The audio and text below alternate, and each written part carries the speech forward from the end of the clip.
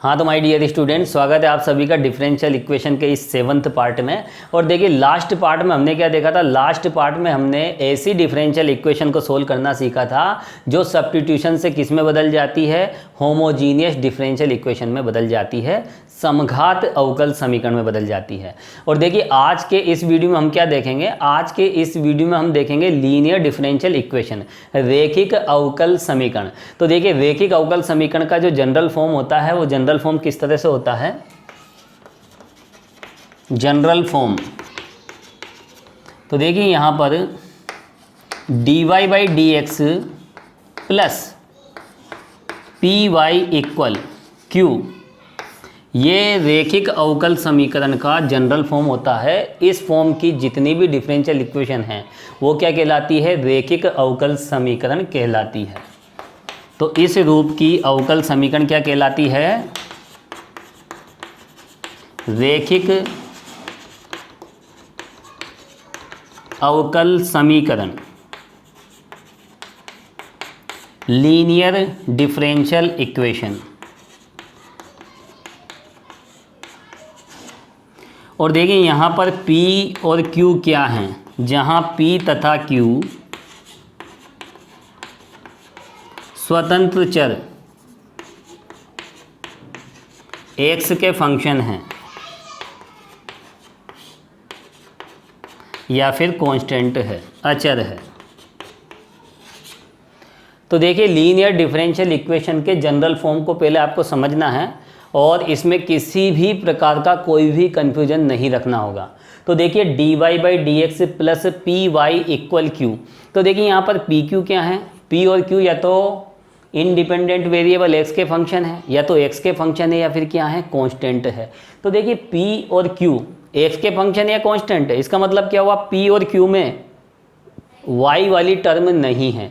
ये independent variable x के function है या फिर कांस्टेंट है, इसका मतलब ये है कि p और q में y नहीं है। और y कौन है यहाँ पर, डिपेंडेंट वेरिएबल। तो देखिए डिपेंडेंट वेरिएबल dy/dx के अलावा केवल यहीं पर है, इस जगह।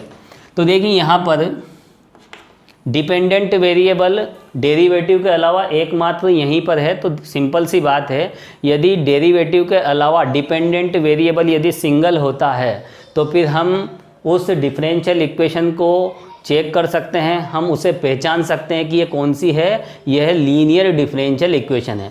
तो देखिए लीनियर डिफरेंशियल इक्वेशन को पहचानने का सबसे अच्छा तरीका यही है कि डिपेंडेंट वेरिएबल क्या होना चाहिए, सिंगल होना चाहिए, अकेला होना चाहिए। तो देखिए यदि परतंत्र चर अकेला आ जाए, y यदि अकेला आ जाए, सिंगल आ जाए, तो हम उसको किस में बदल सकते हैं, किस रूप में लिख सकते हैं, इस रूप में हम उसे लिख सकते हैं। और ऐसी डिफरेंशियल इक्वेशन क्या होती है, रैखिक अवकल समीकरण होती है।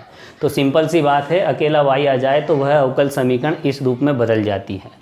अब देखिए यहाँ पर इस डिफरेंशियल इक्वेशन को हम किस तरह से सोल्व करें। तो देखिए इसका जो वर्किंग मेथड होता है वो हम देखेंगे।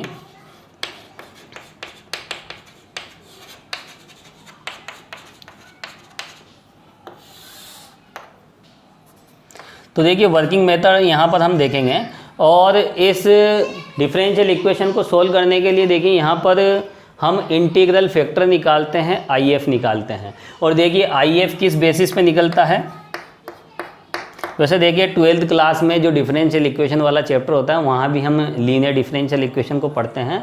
तो देखिए ये आप ऑलरेडी 12th क्लास में काफ़ी अच्छे तरीके से समझ चुके होंगे।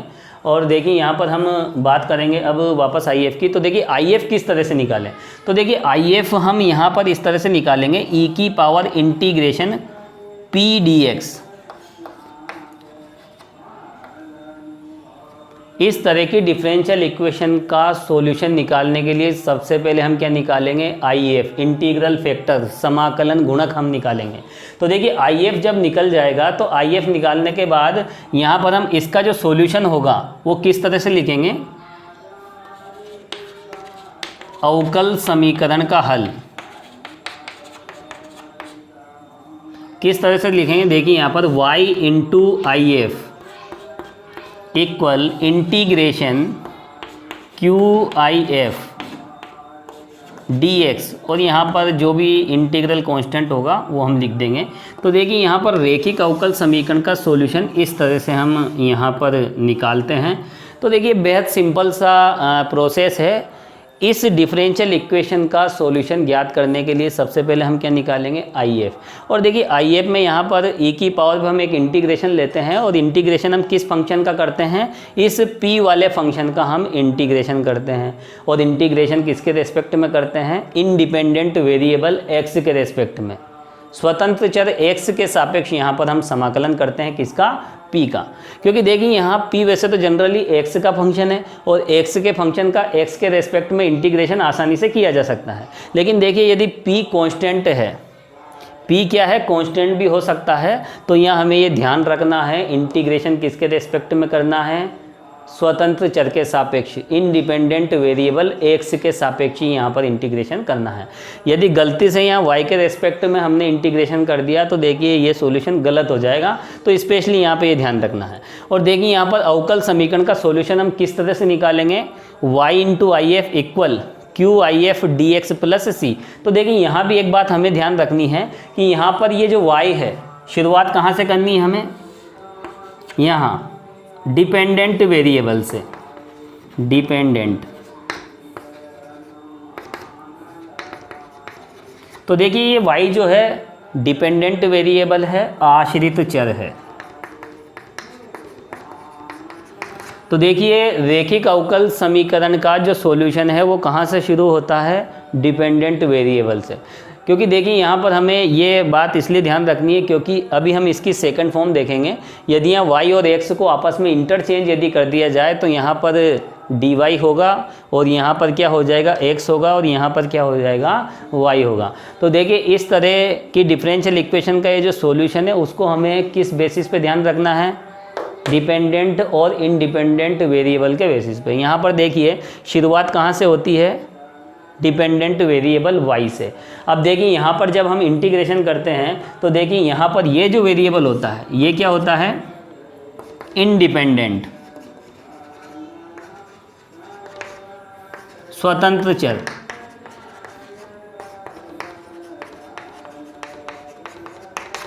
तो देखिए इस तरह की रैखिक अवकल समीकरण का हल हम किस तरह से ज्ञात करते हैं, हम इस तरह से ज्ञात करते हैं, dependent variable into IF equal integration QIF और इंटीग्रेशन किसके रेस्पेक्ट में, इंडिपेंडेंट वेरिएबल के रेस्पेक्ट में। तो देखिए इस तरह की जितनी भी लीनियर डिफरेंशियल इक्वेशन हैं उनका सॉल्यूशन हम इस तरह से फाइंड करते हैं और इसके लिए क्या निकालते हैं, हम इसके लिए IF निकालते हैं। और IF किस तरह से निकलेगा, e की पावर इंटीग्रेशन p dx। और देखिए IF में जो हम इंटीग्रेशन कर रहे हैं वो किसके रेस्पेक्ट में कर रहे हैं, ये यहाँ पर IF में कौन सा वेरिएबल होता है, यहाँ पर इंडिपेंडेंट,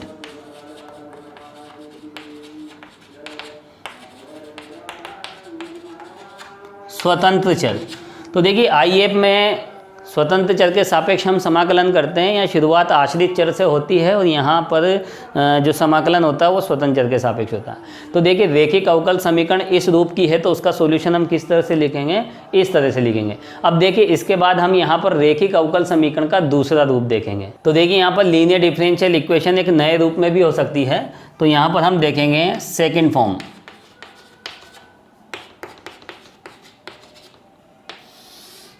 तो देखिए नए रूप में लीनियर डिफरेंशियल इक्वेशन किस तरह से हो सकती है, dx upon dy plus px equal q।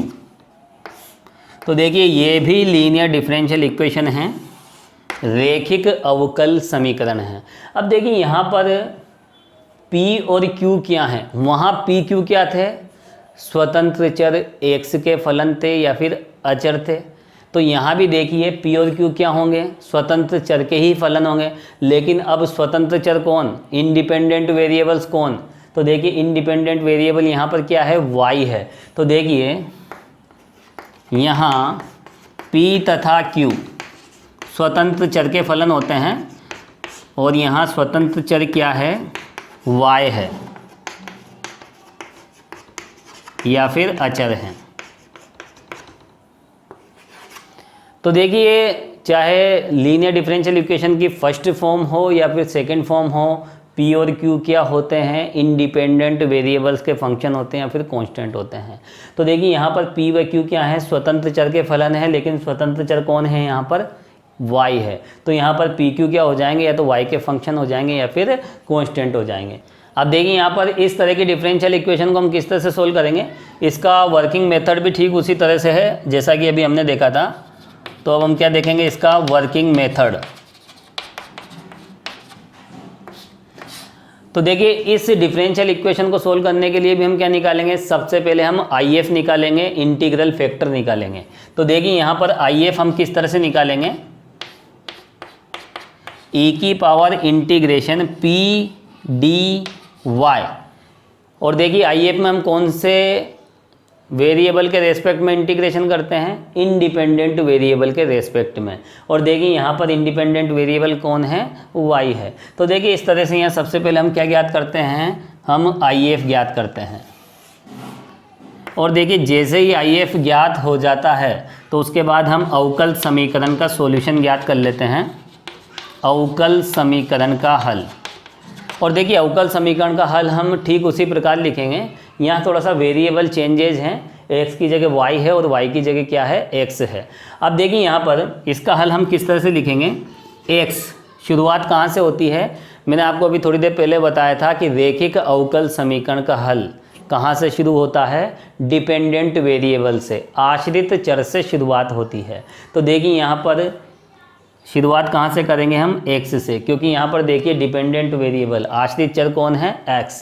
तो देखिए यहाँ पर x into IF equal integration QIF और dy। यहाँ पर इंटीग्रेशन किसके रेस्पेक्ट में होता है, इंडिपेंडेंट वेरिएबल के रेस्पेक्ट में, और इंडिपेंडेंट कौन है यहाँ पर, y। और यहाँ पर क्या आ जाएगा, इंटीग्रल कांस्टेंट c। तो देखिए इस तरह की डिफरेंशियल इक्वेशन है। यदि लीनियर डिफरेंशियल इक्वेशन इस फॉर्म की है तो उसका सॉल्यूशन हम इस तरह से ज्ञात करेंगे। तो देखिए यहाँ पर आपको इतनी सी बात ध्यान रखनी है कि शुरुआत कहाँ से करनी है, डिपेंडेंट वेरिएबल से, और यहाँ पर क्या आएगा, इंडिपेंडेंट वेरिएबल।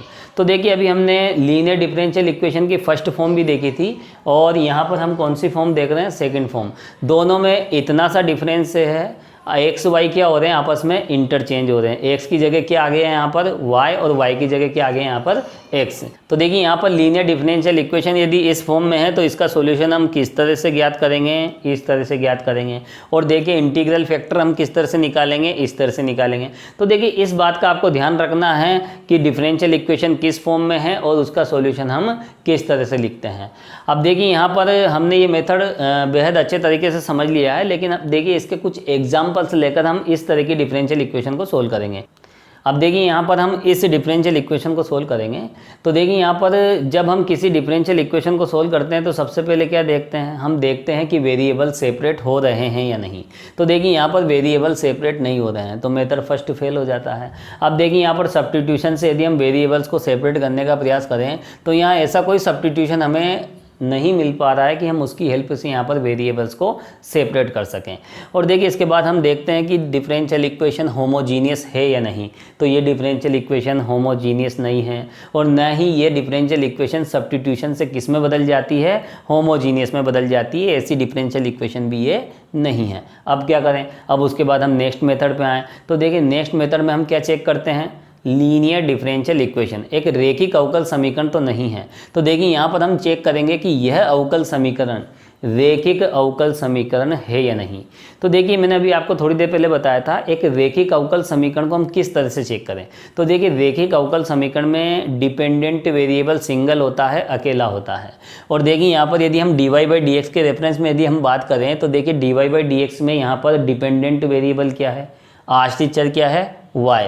और देखिए यहाँ dy/dx के अलावा जितनी भी टर्म्स हैं उसमें y क्या है, सिंगल है, y एकमात्र यहीं पे आ रहा है। और अगर डिपेंडेंट वेरिएबल सिंगल आ जाए, अकेला आ जाए, तो ऐसी डिफरेंशियल इक्वेशन क्या होती है, लीनियर डिफरेंशियल इक्वेशन होती है। तो यहाँ पर देखिए फर्स्ट फॉर्म वाली लीनियर डिफरेंशियल इक्वेशन में हम इसे बदल सकते हैं, और उसके लिए हम क्या करेंगे, देखिए यहाँ dy बाई डी एक्स को यहाँ इंडिपेंडेंट करेंगे और कोस स्क्वायर एक्स से हम दोनों तरफ डिवाइड करेंगे। तो देखिए इससे हमें क्या मिलेगा, dy by d x plus, इससे डिवाइड करेंगे तो यहाँ कितना आ जाएगा, sec square x y equal 10x sec square x। तो देखिए ये लीनियर डिफरेंशियल इक्वेशन है और ये किस फॉर्म की है, जो कि dy by d x plus p y equal q रूप की रैखिक अवकल समीकरण, लीनियर डिफरेंशियल इक्वेशन है। और देखिए यहाँ पर p क्या है, अगर हम कंपेयर करें तो देखिए p क्या होता है, यहाँ पर स्वतंत्र चर x का फलन होता है या फिर अचर होता है। तो देखिए p क्या है यहाँ पर, सेक स्क्वायर x, और q क्या है, 10x सेक स्क्वायर x। और देखिए लीनियर डिफरेंशियल इक्वेशन के सॉल्यूशन के लिए हम क्या निकालते हैं, हम IF निकालते हैं। तो देखिए यहाँ पर IF क्या होगा, IF हम किस तरह से निकालते हैं, e की पावर इंटीग्रेशन PD, और यहाँ क्या आता है, इंडिपेंडेंट वेरिएबल क्या हो जाएगा यहाँ पर x। तो देखिए यहाँ पर हम इस तरह से IF निकालते हैं, e की पावर इंटीग्रेशन p dx। और देखिए यहाँ पर p क्या है, p है यहाँ पर सेक स्क्वायर x dx, और यदि हम इसका इंटीग्रेशन करें तो क्या मिलेगा हमें, 10x। और देखिए IF में यहाँ पर हम इंटीग्रल कांस्टेंट नहीं लेते हैं, फाइनली हम इसके जो सॉल्यूशन होता है उस सॉल्यूशन में हम वहाँ पर इंटीग्रल कांस्टेंट ले लेंगे। तो देखिए यहाँ पर IF हमें क्या मिला, e की पावर 10x। अब देखिए यहाँ पर दी गई अवकल समीकरण का हल होगा, और हल किस तरह से होगा, अभी हमने थोड़ी देर पहले देखा था y इंटू IF, ये आपको ध्यान रखना पड़ेगा, QIF dx। इंटीग्रल कांस्टेंट हम यहाँ लगा देंगे, क्योंकि देखिए फर्स्ट ऑर्डर की डिफरेंशियल इक्वेशन है, और फर्स्ट ऑर्डर की डिफरेंशियल इक्वेशन के जनरल सॉल्यूशन में, व्यापक हल में एक ही स्वेच्छ अचर होता है, जिसको हम कहाँ ले लेंगे, यहाँ पर। तो देखिए इस तरह से हम क्या करते हैं, इस डिफरेंशियल इक्वेशन का सॉल्यूशन लिखते हैं, इस रूप की जितनी भी डिफरेंशियल इक्वेशन है। तो देखिए यहाँ पर हम IF की वैल्यू यहाँ पर पुट करेंगे। तो देखिए IF क्या है यहाँ पर, e की पावर 10x। तो देखिए यहाँ पर हमने क्या किया, ये IF जो निकाला, IF की वैल्यू हम यहाँ पर पुट कर रहे हैं, और इक्वल इंटीग्रेशन Q क्या है यहाँ पर, देखिए Q है यहाँ पर 10x सेक स्क्वायर x।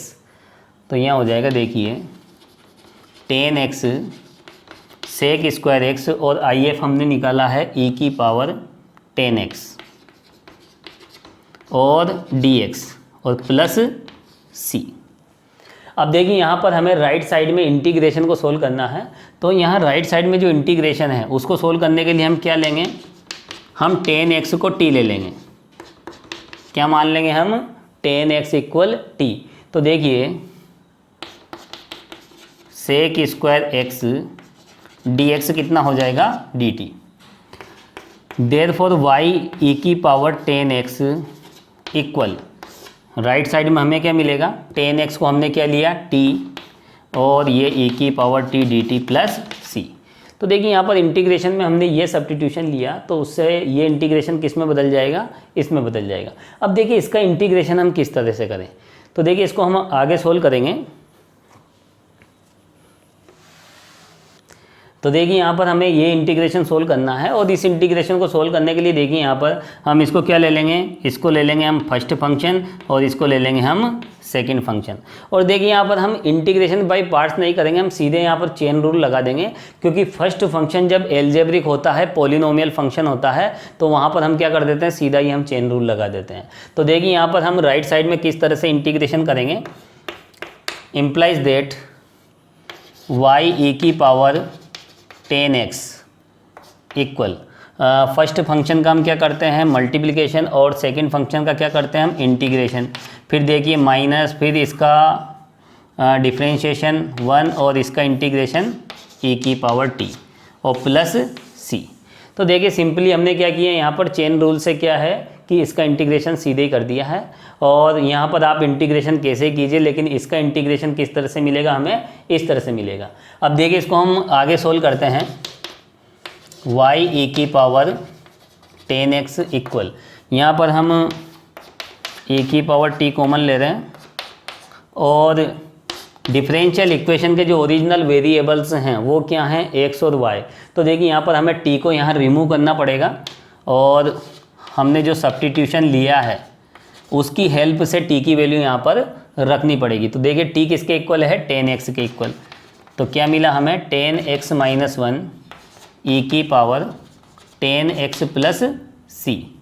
और देखिए यहाँ पर हम e 10x से अगर डिवाइड करें तो y इक्वल हमें क्या मिलेगा, 10x - 1 + c e 10x।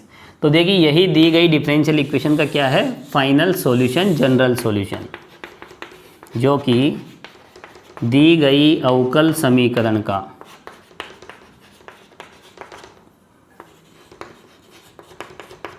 अभिष्ट हल है।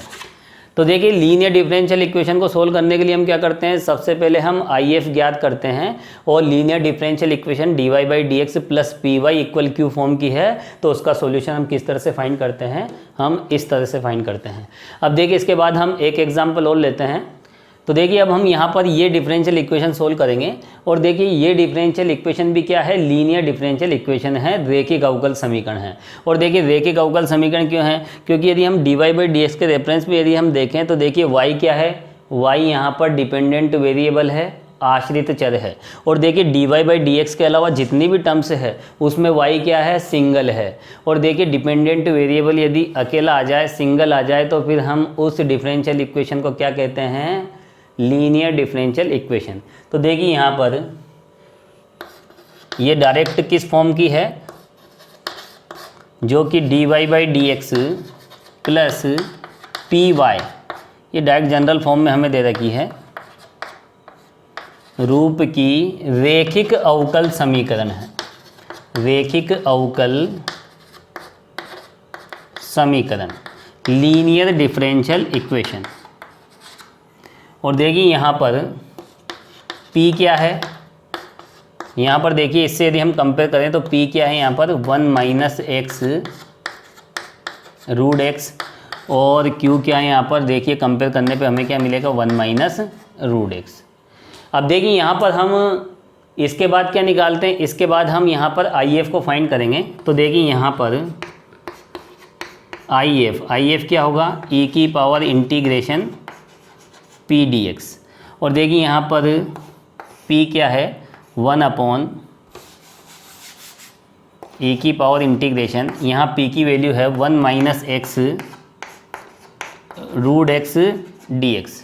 अब देखिए यहाँ पर हमें ये इंटीग्रेशन सोल्व करना है और इस इंटीग्रेशन के सॉल्यूशन के लिए, इसको हल करने के लिए हम क्या लेंगे, यहाँ पर एक सब्स्टिट्यूशन ले लेते हैं, √x को हम t ले लेते हैं। तो √x को यदि हम t लेते हैं तो देखिए यहाँ पर 1 √x dx किसके इक्वल हो जाएगा, 2 dt के इक्वल। यहाँ पर देखिए 2 हमने राइट साइड में ट्रांसफ़र कर लिया है। तो देखिए यहाँ पर ये सब्स्टिट्यूशन यदि हम इस इंटीग्रेशन में यूज करें तो हमें क्या मिलेगा, implies that IF equal e integration, और देखिए √x की जगह हम यहाँ पर क्या लिख रहे हैं, t। तो हमें यहाँ फाइनल क्या मिलेगा, 1 - t², और 1 √x dx क्या बन जाएगा यहाँ पर, 2 dt। तो देखिए 2 को हम इस इंटीग्रेशन से बाहर की तरफ ले लेते हैं और यहाँ पर क्या बचेगा, 1 - t² dt।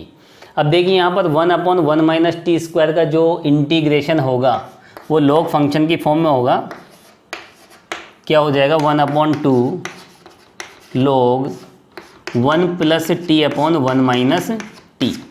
तो देखिए यहाँ पर हमने सिंपली इंटीग्रेशन किया है और देखिए t की जगह हम क्या लिखेंगे, t के स्थान पर हम यहाँ पर देखिए हमने क्या सब्स्टिट्यूशन दिया था, √x, और देखिए 2 से 2 कैंसिल, यहाँ पर फाइनली पहले हम ये लिख लेते हैं 1 + t/1 - t।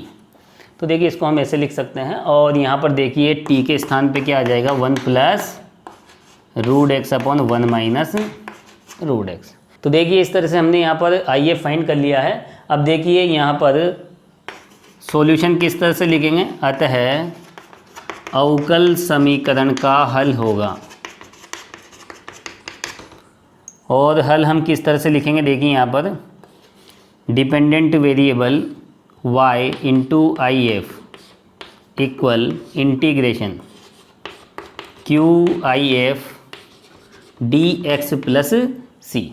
तो देखिए यहाँ पर हम क्या करेंगे, आई एफ की वैल्यू पुट करेंगे और क्यू की वैल्यू पुट करेंगे और राइट साइड के इंटीग्रेशन को हम सोल्व करेंगे। तो देखिए इससे हमें क्या मिलेगा, इससे दी गई डिफरेंशियल इक्वेशन का सॉल्यूशन हमें मिल जाएगा। तो इसे हम आगे सोल्व करेंगे। Implies that y into I F, और देखिए आई एफ हमने क्या फाइंड किया यहाँ पर 1 plus root x upon 1 minus root x. और देखिए राइट साइड में क्या है q इंटू आई एफ, और देखिए यहाँ पर q क्या था 1 माइनस रूट एक्स, तो यहाँ q की जगह क्या लिख देंगे 1 माइनस रूट एक्स, और आई एफ क्या है 1 plus root x upon 1 minus root x, और उसके बाद क्या है देखिए डी एक्स प्लस सी। तो देखिए यहाँ पर हमने इसमें क्या पुट किया, आई एफ और क्यू की वैल्यू को हमने पुट कर दिया है। अब देखिए यहाँ पर हम इसको आगे कैलकुलेट करेंगे, 1 plus root x 1 minus root x equal, यहाँ ये कैंसिल हो जाएगा तो क्या मिलेगा हमें 1 plus root X D x plus C. और देखिए राइट साइड में जो सॉल्यूशन है किस तरह से मिलेगा हमें, इसको हम इंटीग्रेट कर देंगे x प्लस 2/3 एक्स की पावर 3/2 प्लस सी। तो देखिए इसको हम आगे कैलकुलेट नहीं करेंगे, और देखिए यही डिफरेंशियल इक्वेशन का फाइनल सॉल्यूशन है, जो कि दी गई अवकल समीकरण का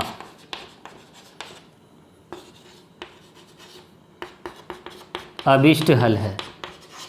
क्या है, दी गई अवकल समीकरण का अभिष्ट हल। तो देखिए यहाँ पर हमने लीनियर डिफरेंशियल इक्वेशन के 2 एग्जाम्पल लिए हैं और दोनों को ही हमने सोल्व किया है। अब देखिए इसके बाद हम एक एग्जाम्पल और लेंगे। अब देखिए यहाँ पर हम इस डिफरेंशियल इक्वेशन को सोल्व करेंगे। तो देखिए सबसे पहले हम यहाँ पर चेक करेंगे कि ये डिफरेंशियल इक्वेशन लीनियर है या नहीं, रेखिक अवकल समीकरण है या नहीं। तो देखिए यदि हम d y by d x के रेफरेंस में बात करें तो देखिए y कौन है, y है डिपेंडेंट वेरिएबल, आश्रित चर। और देखिए y d y by d x के अलावा सिंगल नहीं है, क्योंकि देखिए d y by d x के अलावा y यहाँ पर भी आ रहा है और यहाँ पर भी आ रहा है। लेकिन देखिए यहाँ पर x सिंगल है, d y by d x के अलावा देखिए यहाँ पर सिंगल x है। तो देखिए यहाँ पर हम क्या करेंगे, हम सेकंड फॉर्म की लीनियर डिफरेंशियल इक्वेशन में इसे बदल देंगे। तो ये बात आपको ध्यान रखनी है, यदि सिंगल y आ जाए, अकेला y आ जाए तो फर्स्ट फॉर्म वाली लीनियर डिफरेंशियल इक्वेशन होगी, और यदि x सिंगल आ जाए तो सेकंड फॉर्म वाली हम लीनियर डिफरेंशियल इक्वेशन में उसे बदल देंगे। तो देखिए यहाँ पर ये सेकंड फॉर्म की लीनियर डिफरेंशियल इक्वेशन है, क्योंकि यहाँ पर देखिए डिफरेंशियल इक्वेशन में डेरिवेटिव के अलावा जितनी भी टर्म्स हैं उसमें x क्या है, सिंगल है। तो देखिए यहाँ पर हम इसको किस तरह से लिख सकते हैं, d y by d x equal y upon x plus 2y square. और देखिए second form linear differential equation की जो सेकेंड फॉर्म है उसमें क्या आता है, d x upon d y. तो देखिए यहाँ पर हम दोनों तरफ क्या कर देंगे, इनवर्स। तो d x upon d y की वैल्यू क्या मिल जाएगी हमें, x plus 2y square upon y. और देखिए इसे हम आगे कैलकुलेट करेंगे तो हमें क्या मिलेगा, d x upon d y equal, इसको सेपरेट करें तो x upon Y plus 2y। और देखिए यहाँ पर हम ये वाली टर्म इधर लाएंगे तो देखिए हमें क्या मिल जाएगा, d x upon d y plus minus 1 upon y x equal 2y। तो देखिए ये क्या है, ये लीनियर डिफरेंशियल इक्वेशन है, d x upon d y plus p x equal q form की। तो देखिए क्या कहेंगे हम, जो कि d x upon d y plus p x equal q रूप की लीनियर डिफरेंशियल इक्वेशन है, रेखिक अवकल समीकरण है। और देखिए हमने कंसेप्ट में ही देखा था, ये सेकंड फॉर्म की लीनियर डिफरेंशियल इक्वेशन है। और देखिए यहाँ पर p क्या है, स्वतंत्र चर y के फंक्शन। तो देखिए y का फंक्शन क्या है, यहाँ पर x के रेस्पेक्ट में यदि हम कंपेयर करें तो यहाँ पर y का फंक्शन है -1 अपॉन वाई। और देखिए q क्या है, राइट साइड में 2y। और देखिए जैसे ही लीनियर डिफरेंशियल इक्वेशन में पी और क्यू की वैल्यूज हमें मिल जाती है तो हम क्या निकालते हैं, आई एफ निकाल लेते हैं। और आई एफ किस तरह से निकाल लेते हैं हम, ई की पावर इंटीग्रेशन पी, यहाँ क्या आता है स्वतंत्र चर, तो यहाँ कितना आएगा डी वाई। और देखिए यहाँ पर पी की वैल्यू क्या है -1/y डी वाई। और आगे यदि हम कैलकुलेट करें तो ई की पावर -log y, और फाइनली ये कितना मिल जाएगा 1/y। तो देखिए इस तरह से यहाँ पर हमने आई एफ फाइंड कर लिया है। और आई एफ फाइंड करने के बाद हम डिफरेंशियल इक्वेशन का सॉल्यूशन किस तरह लिखते हैं, अवकल समीकरण का हल होगा। और देखिए अवकल समीकरण का हल हम किस तरह से लिखते हैं, यहाँ पर देखिए शुरुआत कहाँ से होती है अवकल समीकरण के हल की, डिपेंडेंट वेरिएबल से। और देखिए यहाँ पर dx/dy की अगर हम बात करें तो इस dx/dy के रेफरेंस में डिपेंडेंट कौन है x और इंडिपेंडेंट कौन है y। तो देखिए यहाँ पर हम x से शुरुआत करेंगे, x × IF equal integration QIF, और यहाँ पर इंडिपेंडेंट dy प्लस c। अब देखिए यहाँ पर इसमें हम IF और Q की वैल्यू पुट करेंगे तो देखिए हमें क्या मिलेगा, implies that x × IF, IF क्या है यहाँ पर देखिए 1/y इक्वल इंटीग्रेशन Q क्या था यहाँ पर 2y और 1/y dy प्लस c। और देखिए इसको हम आगे कैलकुलेट करेंगे, x/y equal integration 2dy plus c।